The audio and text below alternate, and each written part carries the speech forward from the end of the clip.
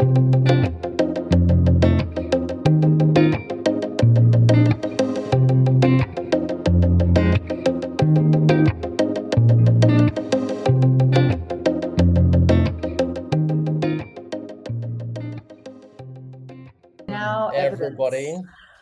going to give you all a chance to settle into the room and just like take a look at our guests, and you can see the tone that we're going to have for today's live learning session.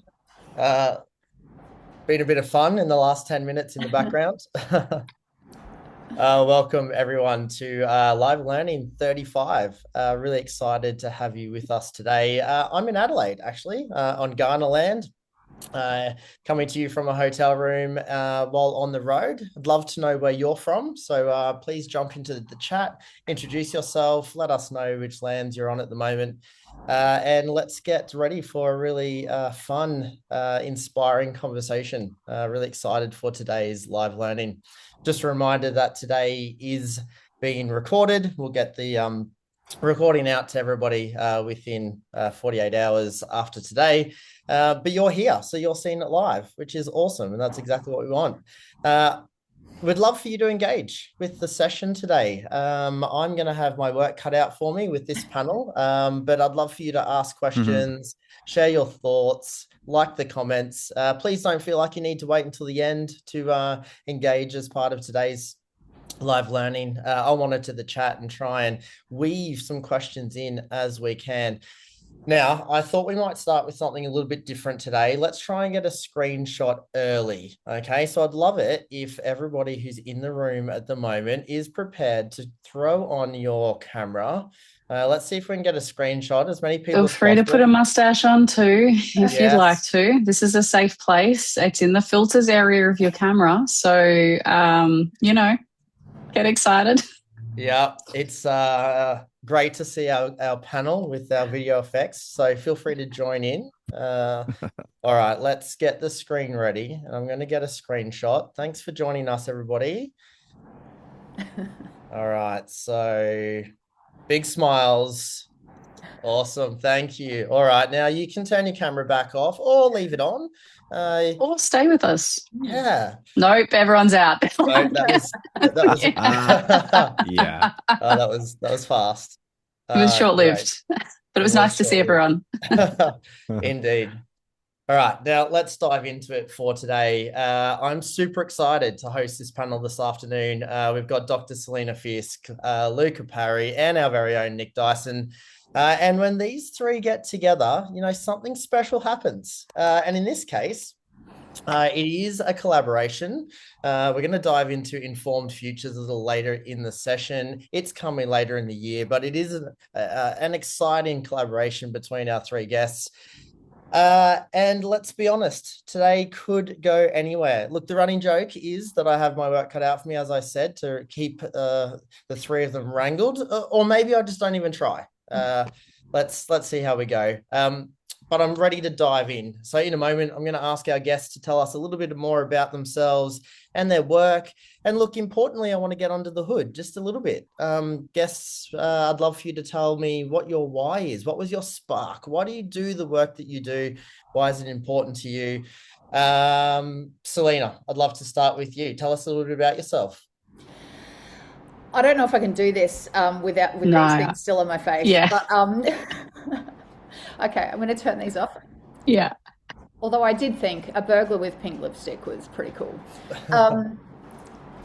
So I'm a former maths PE teacher, and I had 16 years teaching experience in Brisbane in the UK. And I guess my experience with data and with evidence really started when I was teaching in London. And yeah, I've kind of shared that story quite a few times, so I won't bore people with it before if they've heard it. But what I could see was that there was real power in using tangible evidence to make student learning really visible. And I came back to Oz, and that's kind of what motivated me to start my doctorate. And I went into those types of roles in schools, and now I get to work with schools across the country and overseas in how they make better evidence-informed decisions and turn that data into action. Yeah, awesome. Love that. So Dr. Selena Fisk is a data storyteller, author, and director of the DataWorks Institute. We'll throw some links in the chat throughout the session. Really Pumped for Selena to be with us. Luca is with us as well. Luca Parry, CEO and founder of The Learning Future. Tell us a little bit about your work, Luca. Well, thank you, Dan. Thank you for the wonderful opportunity. Colleagues, so good to be with you. Educator, futurist, strategist, but more than anything, just a perpetual learner. It's why I chose to kind of enter the education space initially anyway, was, the key thing that I would see as I moved around the world and traveled was that education is just an incredible unlock for individuals and for communities.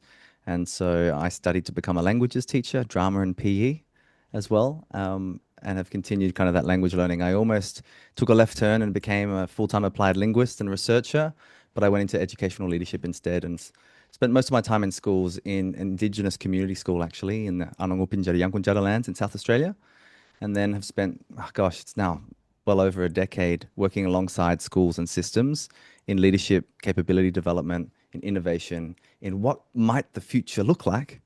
And those really fascinating questions. And for me, as I'm sure we'll jump into, Dan, the things that really light me up are how do we ensure that all the different sociological shifts that we're seeing, technology, etc., are enabling us to feel alive, to create value, and to be, as whole human as possible, rather than in some ways being kind of distracted, disconnected, disengaged, or even in some state of decay. And so that's what I'm really nerding out on at the moment, and feel very lucky to work with schools and systems all over the place. Love that. Feel alive, create value, and be human. Like, how amazing if we were all able to do that really effectively. That's really cool. And of course, rounding out our panel is our very own CEO and founder of Future Anything, Nick Dyson. Now, let's get to the important things, Nick. Congratulations on the recent TEDx video dropping. If you haven't seen it, The Power of Productive Friction, we'll put it in the chat. Do yourself a favor. It's 12 minutes of awesomeness. Nick, how are you feeling about it all? I just realized that my pink lipstick is still on, so we'll leave that there for a little bit more of our chat together. I was saying to these guys, the preparation that went into it was pretty giant. So it's like hands down the toughest thing that I've ever done to kind of script it, but then memorize it. And the milestones were really intense. So we had to have it memorized 8 weeks out from the day. Like it was quite a big process. But all of that anxiety aside, I feel like it's been worse waiting for people to watch it and then getting messages from people who've seen it, because I think like Luca and Selena will relate to this. When so much of yourself is in your work and then you frame your work into something that people consume publicly, so much of yourself is vulnerable in that sharing. And so you just hope that people resonate with the message in the same way that you intended it to be, I think, in your head. And there's just no way to know that until it's in the world, and then for people to kind of reflect it back to you. So yeah, it's been lovely to get the messages from people that have seen it. And look, if you listen to it on 1.25, I think it's only 8 minutes. So, it's quite quick at that speed. Thanks, Nick. And look, I firsthand see how passionate you are about the work, and it is amazing. And I know it's the same for Luca and Selena in the work that they're doing as well. And in fact, I think having the three of you together is really very special, because for me, as a previous school principal, the work that sits at the heart of what I was doing is the important aspects of where your work intersects. And so I would have jumped at any opportunity, to sit at that intersection and bring together clear strategy, intentional engagement with what data looks like, and I guess a future focused approach to teaching and learning. And so what I'd like to kind of dive into with the panel to start with is, let's set the scene a little bit. What are some of the trends that are impacting schools right now? What are some of the common challenges or stumbling blocks that leaders, teachers, communities are facing in implementing the work? Luke, I'd love to kind of start with you. Thanks, Dan. I honestly, colleagues, I think I try to avoid temporal chauvinism, right? Which is to say, this moment has never been like any other moment before. And you can get a sense of that sometimes in the rapture ideologies that we see around the world, especially from tech titans. So I just want to make that as a kind of I guess, a premise before I kind of go into the argument there. I think about it from a background and a foreground perspective. The background context, in my view, when you look at the different ways that children are being developed, being raised through society, there are some really significant shifts that have occurred. And I think the most clear one of that is the move from a play-based childhood to a phone-based childhood or a screen-based childhood. And of course, Professor Jonathan Haidt speaks about this really compellingly. And so I really think about when and for the educators in the room that are working with young people, there's lots of things you can see about young people remain curious, they remain dynamic, interested. But there are also these kinds of shifts around really clear trends around disengagement or belonging with school. The PISA data, for example, from the OECD just shows really clearly we've been declining in school connectedness and belonging for at least the last 15 years. And not surprisingly, that 2010, 2011 is somewhat of a tipping point when you look at a whole range of other kind of cognitive abilities and shifts. And so my hypothesis, the one I agree with at least, is that the background context has really captured our attention and through our dopamine hacking, and increasingly is capturing our oxytocin, which is in-group, out-group dynamics through the AI chatbot era. And so that's kind of the background context, Dan. Now, we may not, leading schools, be able to do much about the background context. What we can control is the foreground. And that's the institutions that we lead and the learning environments that we create and the learning experiences that we deliver.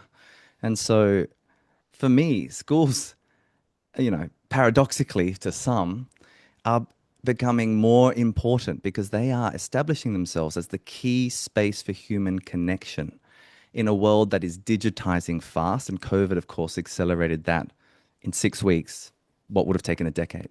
And so how do we design those experiences so that they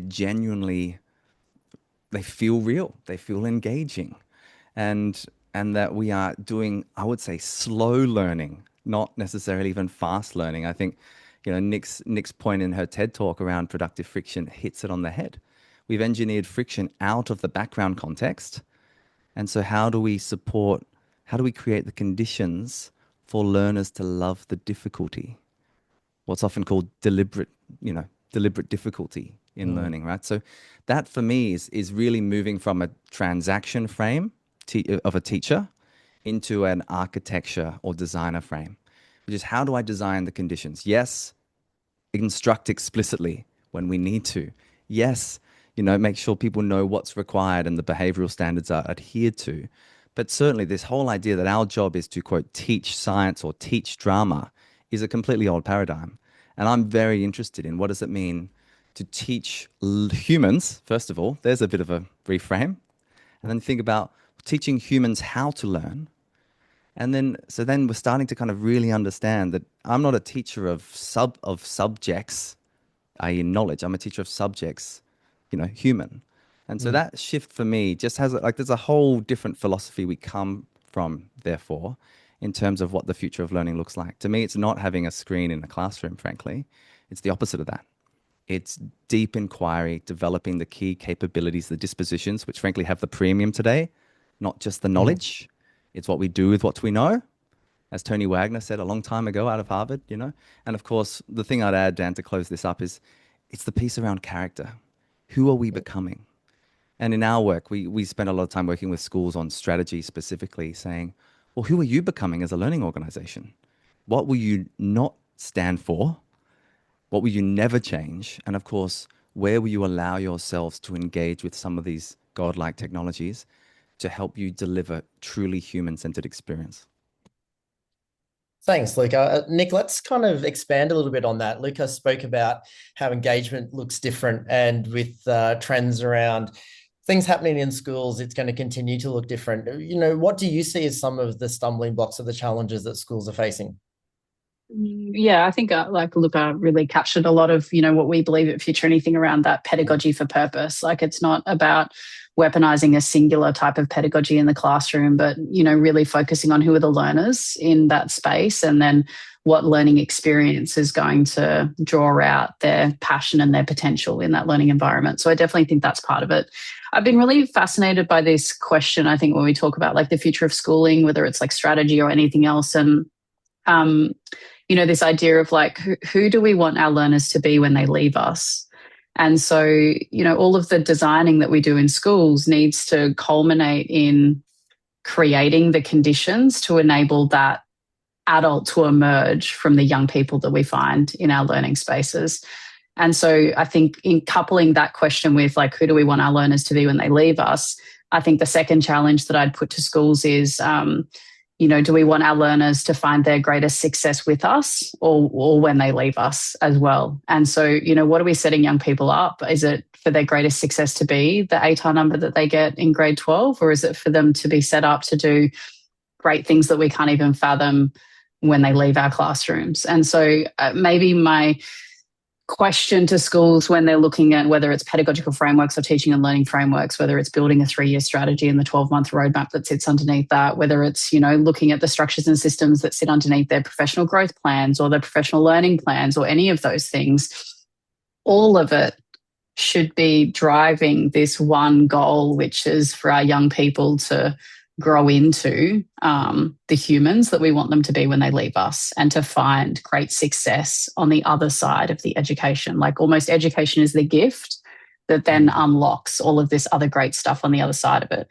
And so maybe the biggest question for schools to wrestle with is that first one, like who do we want our learners to be when they leave us? And I think once we get really crystal clear on that, everything else becomes easier because you just build the mechanisms that sit underneath it to deliver on the promise of an education that can unlock that in the young people.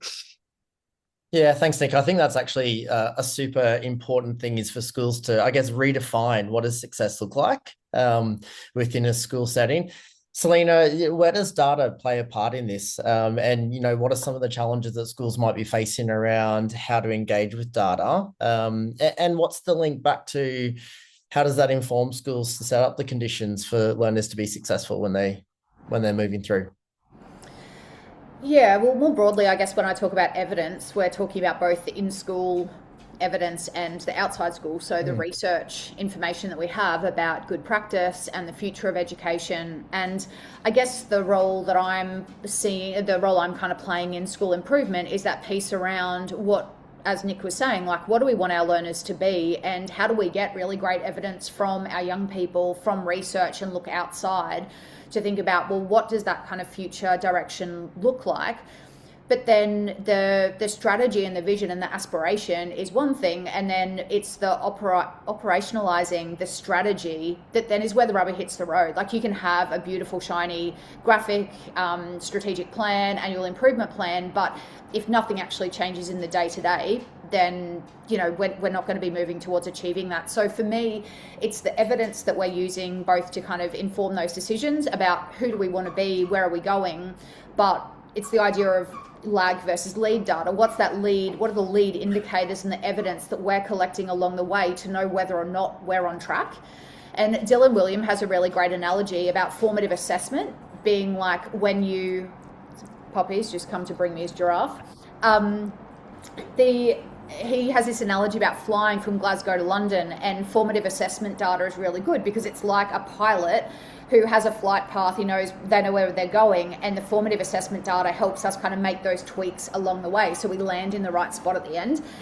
And if you kind of zoom out and think more broadly about school improvement and trying to achieve annual improvement goals and strategy, that's what those lead indicators do for us. They enable us to go 6 months, 9 months, 18 months down the track. Are we actually moving towards that vision and aspiration that we've, spent all this time creating and resources creating? Are we actually kind of heading in the right direction?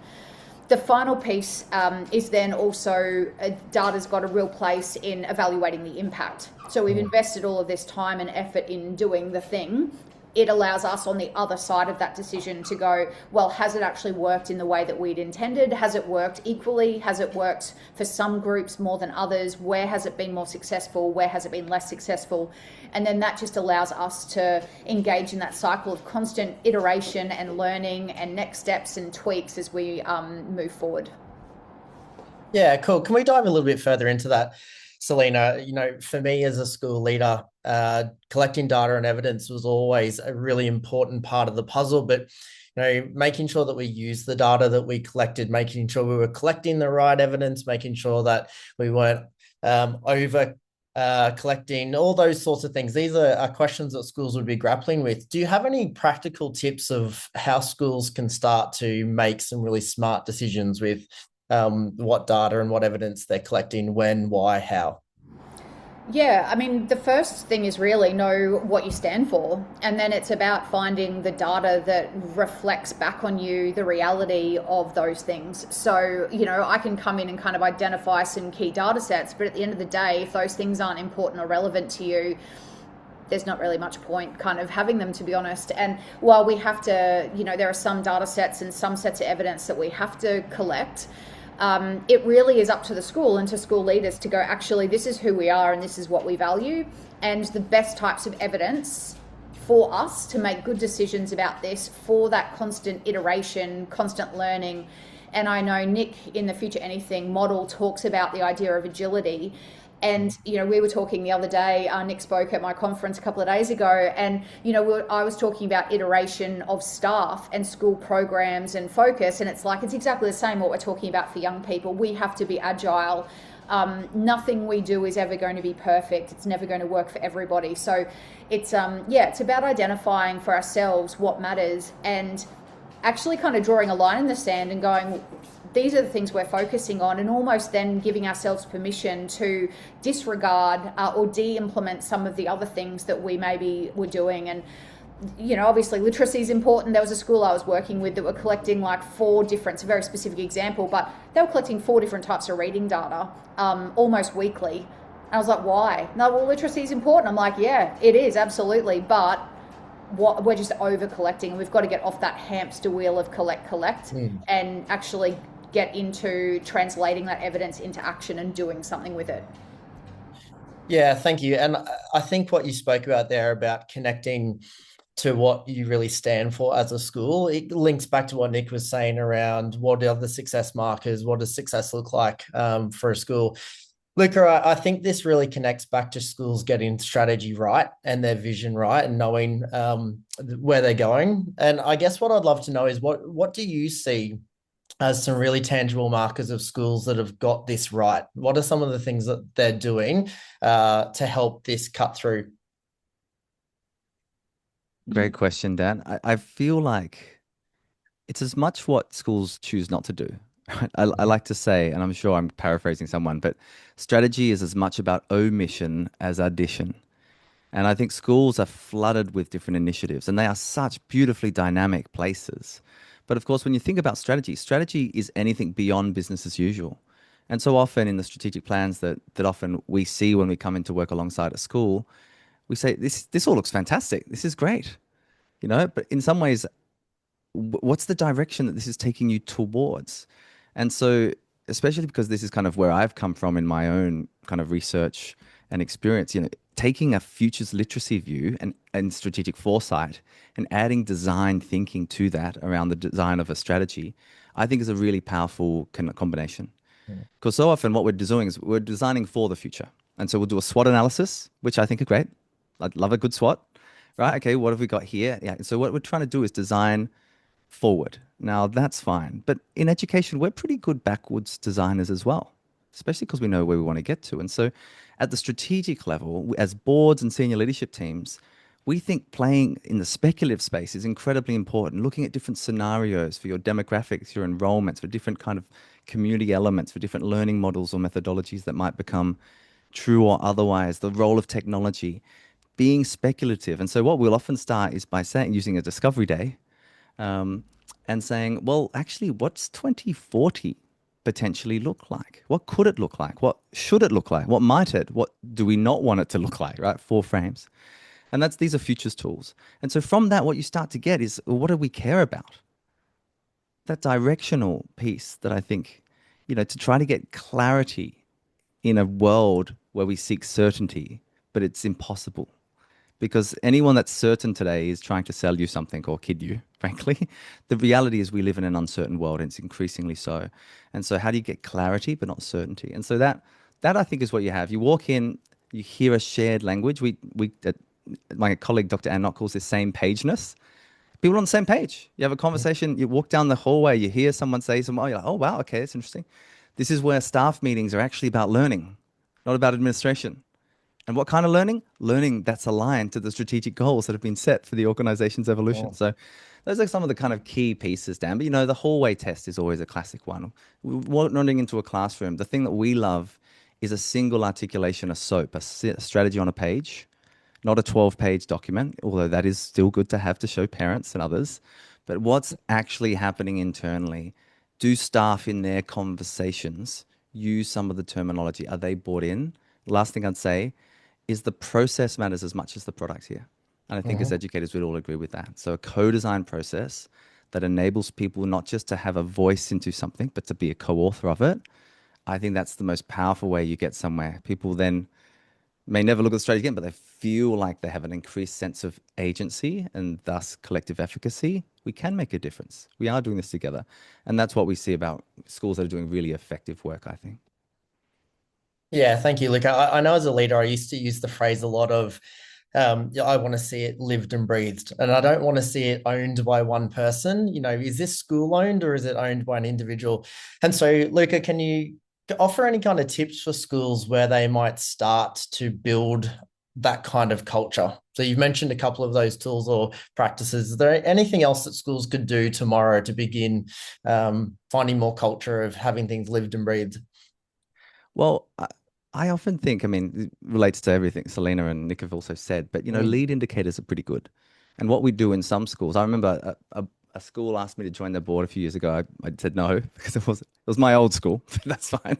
And but some of the internal conversations, well, how do you know about the culture of the school? I said, oh, well, we do a survey every 3 years. And I thought every 3 years in the corporate space, you're doing weekly. You're getting a check, right? It's literally like 5 minutes on a phone pop-up, everyone pops in. So you've got to have really tight feedback loops of those lead indicators so that you can respond effectively. Otherwise, you are navigating that plane. The plane is kind of flying in any old direction. So being really clear about that, making sure that everybody's sense of progress is kind of understood. That's the first thing I would say. And the second thing I'd say really tangibly, it's asking a school what they're choosing not to do. This is de-implementation, right? Simon Breakspear calls it the pruning principle, which I think is quite good as well, right? This idea that we use an eco-cycle, which is a liberating structure approach, which is to say, okay, you've got all these things at maturity. These are mature systems. They work. By the way, homework for high schoolers, that's take-home assessment and the return is a mature system. And when I spoke with Dylan William on my podcast, he talked about how homework is a mature system that is no longer fit for purpose. Because of generative AI tools, why on earth would we still be using that particular kind of assessment? And so what you need to do is move from maturity into creative destruction and say, well, clearly the way we've been doing things is no longer working. So then we enter a design process, which is, well, how might we enable home learning that's actually helping build the knowledge and capabilities that we want in a way that's we can actually track the learning rather than the performance. And that performance paradox is everywhere in education and in the workplace. And it's one of the really big things with AI that we're starting to talk more and more about. But those are two things I'd say, Dan. Thank you. Nick, we know that the capability-rich curriculum that we teach is really important in this space to help students to be able to own their learning, but also for schools to have something that's living and breathing. What can schools do to move capabilities from being a poster on a wall or a tick and flick into something that is actually working really effectively and sticking? Yeah, look, obviously I think capabilities are important. So that's like a philosophical bend that I have about what good curriculum does, that it uses content as a vehicle to cultivate these capabilities in the classroom. And so I'm obviously very biased about this. But maybe like taking it back a step, it's maybe sitting down and working out what pedagogical drivers are important within the learning culture that you're building in classrooms first. And so that might be capabilities, like in the case of obviously our belief system and the approach to pedagogy that we talk about. But if I think about some of Luca's conversations about looking at that vision piece and using design thinking and futures focus to establish, well, what are our non-negotiables? What are the things that we believe are really critical to who we are as a school? And then if I draw back in kind of what Selena's talking about, which is, well, what's the state of play with the evidence that we have internally with our data, but also the evidence that we can collect to support the vision that we want to talk about? And then what are those lead indicators and how are we tracking them? I think maybe what I'm curious about is sometimes I feel like even if the school does amazing work to get their kind of strategic objectives to that point, it doesn't necessarily always translate into the approaches to pedagogy in the classroom. Mm. And so maybe it's like less about capabilities, but it's more about if this is, and we see these, you know, on the strategy on a page or the 12-page document, my gosh, like I'm so inspired when I read school strategy documents, aren't you? Like they're these like the best of everything. It's like the, you know, the vision of where the school's going to be at in the next 3 years. I'm like, sign me up. I'll pay the school fees. Like I'm in. This is brilliant. And I look at the stuff that they're going to do to get there. And I'm like, these programs sound fantastic. These new positions sound very, you know, well thought out and considered. And, you know, the new innovation center sounds very shiny and beautiful. And I love all of the master planning and the thinking that's gone into it. And then sometimes that's when it stops, right? And so there's an element here around operationalizing the strategy into the day-to-day, which is, I think, of part of what the three of us are so committed to working with schools on, is like, how does this translate into the stuff you're going to do tomorrow across all of the positions in the school? But then I'm really curious about then how that feeds into the learning cultures that are happening in classrooms. So what is our approach to pedagogy as a school and the pedagogical drivers that we find critical? How does that turn into signature practice toolkits that teachers are wielding within classrooms? And how does that inform curriculum planning and the learning design that happens? And then how does that change the way that we assess or the information that we collect at assessment, which then feeds back into, you know, the data and the evidence that we're looking at? And it's this whole kind of piece that cycles around. But often we do the vision piece because we love to imagine the future, right? I mean, every time it's Gold Lotto on a Saturday night, I reimagine my future if I win. Like, I love thinking about what will change if I walk away with 40 mil. Like, that's great. But it's like digging that next layer down. Okay, cool. What does that look like for the next 12 months? Okay, well, what does that look like for the next 4 weeks?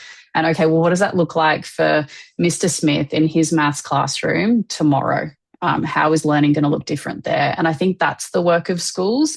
And I feel like what gets lost is all of that in the busy, right? Because we take a week off with a facilitator to do this beautiful retreat to build the strategy.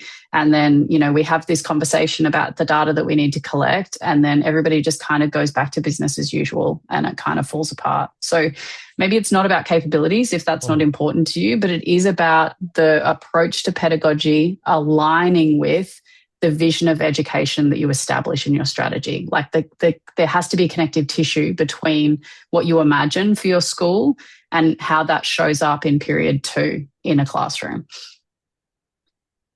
Yeah, thank you, Nick. You can definitely show how, you know, these 3 areas that you're working in are really coming together and they inform each other and they leverage each other. I guess without giving it all away, what can people expect from your collaboration? You know, why sign up? What are they going to get? What are you excited about in this? Selena? Oh, Funny glasses, obviously new mustaches, a little lippy. Exactly.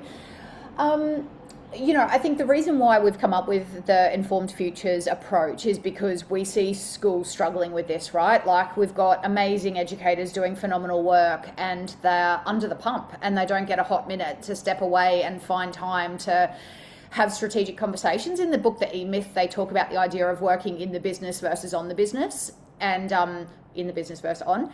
And this is a chance to really step out of schools and work on strategy, execution of plans, exactly as Nick has kind of referenced in that.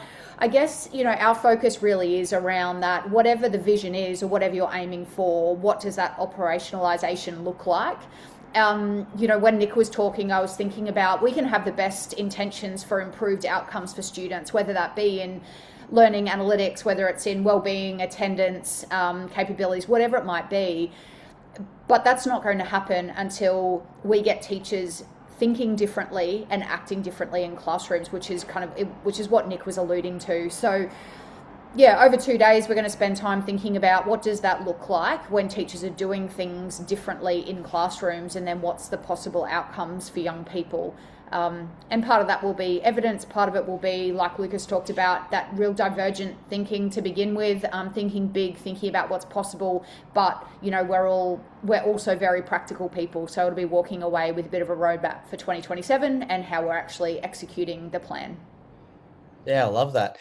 Luca, what are you excited for in this collaboration? I think the best thing about education is we get to do it together, and so we've made this like a requirement. It's a team approach, and so all of us run different types of learning all over, and sometimes it's cohorts where you have individuals from schools coming in and then they go back into their school. And of course, it's just so much harder because change is a collective action. And who wants change? Everyone's got their hands up. Who wants to change? Everyone puts their hands down. Who wants to lead the change? Everyone leaves the building, as the little cartoon shows, right? So it's kind of this like nice way of thinking that the best and worst thing about our work is it's done in human relationship. And so that means we have to be an effective team. We need to create psychological safety. We need to set our vision, our strategy, and then think about behavior change. And the behavior change piece is where it all matters, frankly. We can talk about a sense of agency and a sense of this, have a capabilities framework, but it's as you say, the test is walk. I mean, line 2 is one thing. I mean, line 7 on a Friday, and so roll in and see like, okay, what's this learning feel like? How embodied is this? How rigorous is it? Or are we just all kind of faded and kind of, zombified somewhat because we haven't set up those conditions. And the conditions aren't just for the learners in classrooms, it's for the professional culture. And so across these 3 days, and obviously I think these 2 human beings, whichever directions you are, I think you're fantastic. And I think we all do slightly different work. And so for me, again, the whole point of a team is diversity so that you can actually have a broader understanding and capability set that you can contribute value. And so that's the case for Informed Futures. But it's also the case in a school. And so being able to really plan well, knowing that the plan is one thing, but the planning is quite another, because that's where we do the sense making, so that when we get back, we have kind of a united front. And, change starts one step at a time. And so those steps can be really difficult steps, but as long as we're stepping, if we're stepping in rhythm, we're dancing. So I think, that kind of piece around teams, I think gets me really excited, Dan. It's like bringing the future into being through collective action. Love that. Nick, I'm going to dive to you in a second. I think Selena's got her hand up politely. Selena, I felt like I was in class and I could see her doing this. She was like the kid in the front row that was doing this. Like, can I just riff on what Luca was saying? I often use the analogy of, in schools we have so much busy work going on. We have so many people doing amazing things and trying to work towards individual professional learning plans and goals, and all of that's great. I often use the analogy of, I think about it like if we've got an ant's nest and we kick an ant's nest, the ants are frantically kind of running and working in lots of different places. And I guess for me, in a perfect world, we have our strategy and our annual goals, and we have all of our ants traveling together in the same line, following one another. And so for me, that's probably what I should have said before when I was summarizing what we're hoping to achieve. But it is that, how do we build that alignment and consistency across the school so they're not all just doing things that are great, but we actually want people working towards what we've said is important and what we're aiming to achieve. Yeah, I think sorry, Dan, I'm just going to do what Selena did and like tag it. And Dan's like, I've got questions, guys. No. All I wanted to do was just make sure that the group knows that if they've got a question, throw it in the chat. We'll get to it before we run out of time. Yeah, otherwise we'll just keep talking. So please put questions in the chat. I think maybe what's interesting for me about this as well, and like obviously us building the architecture for these 2 days is a little bit like new and looking at the intersection and the overlap in each of our work. But Luca, to kind of lean in on what you were saying too, the idea that we could have up to 20 leadership teams in the same room across sector looking at the same problems, to me is quite curious. I find this work is really isolating in schools. And so even though schools everywhere are wrestling with similar problems and similar challenges, it often feels like you're very alone in kind of building the plane that you then have to fly.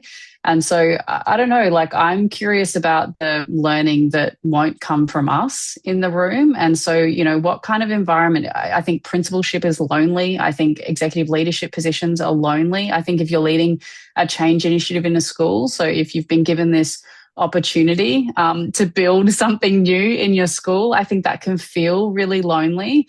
And so I don't know, I'm curious about like 10 to 20 teams across like Catholic independent and public schools, all like really, I don't know, leaders who want to step in and want the time and are thinking about their future. But the greatest learning may not come from the 3 of us. It may come from what happens at morning tea or what happens at lunch or what happens in the afternoon. And I think that's kind of really interesting for me. Yeah, absolutely. I think that's the power of the networking. Nick, you might want to even jump into the question that we've just had from Jess there around in a small school, not much of a team. Is there a value for teachers to be part of this process? Yeah, that's a great question. I think like leadership is is not necessarily a label or a badge, right? And so it's like, how are you cultivating the leadership capacity to deliver on the vision that you have for your school? And so if in your school that's teachers, and look, I'm in Ardrossan, and the Ardrossan team are like in the conversation now, and it's a really small like Peter K school, and so the executive structures of a big independent metro school don't exist within a school where and I've seen Margaret, the principal, like putting the signs out in the morning and like bringing them back in. And so I think it's about, what's the right makeup of people to be there for you to be able to have the space and time to think about where you're going and then map a plan to get there. And so whoever the right people are in the room to be there for that, then that's the right people for your school context. Love that. Selena, were you about to jump in there before? Did I speak over you as well? No, all good. I was going to say, and this is kind of backing onto what Luca said earlier, any improvement effort can never just be owned by one person. And so I think Nick answered it really well, but it's leaning into that idea of collective teacher efficacy, but also how do we actually make this the business of more people in the school regardless of the official kind of title or role that they have. And in a perfect world, all of our teachers see themselves and see their role in the bigger kind of strategy or aspirations that we have. So come along, Jess, it'll be fun. If nothing else, it'll be a good laugh for 2 days. Like I said earlier, if I had this opportunity as a principal, I would be jumping at it. So I think it's such an incredible collaboration, and really looking forward to hearing how it all comes together. We're getting close to the end of time, so I'm going to round out with the standard question we like to ask at the end of live learning, and this involves you thinking about your reading list or your audio book list or whatever it is that you're into right now. Nick, what are you reading? Oh, Dan, I'm reading really trashy fantasy books, and I know I started with like fake lipstick and like eyebrows on, but I also am not sure whether I should be sharing the titles in this room as a recording that'll be found forever. So what I'm going to do is wait for Selena and Luca to say something, and then I'm going to say, yes, me too. I'm also reading those books and pretend that I'm not reading stories about dragons. I'm so sorry I came to you first. Not I really. know, That I was know. purposeful. Yeah. Luca, what's on the reading list? I'll give everybody two. The first is my serious, nerd version, which is Rise Above by Dr. Scott Barry Kaufman, who's my favorite humanistic philosopher, psychologist, I should say. And I think I'm actually doing one of his programs at the moment called The Science of Living Well. It's so resonant with my beliefs about human-centered education. It's just like lighting me up, which is fabulous. And then, of course, fiction before bed, dear colleagues, you hardworking educators and leaders. Fiction before bed, never non-fiction, because fiction then will can drop you into sleep stages. And I'm reading Gaijin, which is the third. Look, I thought that was the name of the book, and I was Googling fiction before bed, Fiction and I was like, Before what a Bed. great title Oh, it's for a a really good book. title. And so I was No, like, no. I've got to find the title. No, not at all. I'm reading Gaijin, which is the third in the Asian Saga series by James Clavell, which was actually written in the 70s, 80s. And it's really good. Historical fiction for me is I just enter the world of Asia and colonization and trade. So it's fascinating. Love that. But did you hear, Nick, that Luca did give you some permission to be reading your trashy fiction before bed? Love that. Selena, what about you? Thanks. May not surprise people to know that I don't really read fiction, and definitely not fantasy. So it's always, even Netflix when I'm chilling, it's like true crime and true stories or biographies. But I've just finished reading Thinking in Bets by Annie Duke, and it's all about how we make decisions as individuals. And I love the idea. One of the ideas she talks about is the idea of resulting. And often, if I say to you, was that a good decision to do that thing? You determine whether or not the decision was good based on what the outcome was. And she really challenges you thinking around separate the decision quality from what happens on the other side. And I got to interview Elisa Healy the other day, which was so cool. And we were talking about sport. And, you know, sometimes you play really well, but you lose the game. And other times you win the game, but actually you're really lucky to have gotten away with the win. And that's that idea of disconnecting kind of the decision making from the outcome. So I thought it's been an awesome read. Really enjoyed it. Oh, wow. What a great recommendation. Wow, time has flown by. Knew it would. What great conversation. Thank you so much to the panel, for Nick, Luca, and Selena, for being with us. If you're interested to know more about what Informed Futures looks like, there'll be some information coming your way. Ultimately, that's the end of our session. Thank you so much for joining us. I would love to mention the next live learning, which is coming up on Wednesday, August 26th. We have Declan Edwards with us. It's all about happiness. We're calling it Happiness, Stop Chasing It and Start Building It. It's going to be a really exciting live learning with Declan. He's known as the Happiness Guy and founder of the BU Happiness College. So that should be a great conversation. But for now, thanks for joining us. Enjoy the rest of your week wherever you are. And thank you to the panel for being with us today. Take care, everybody.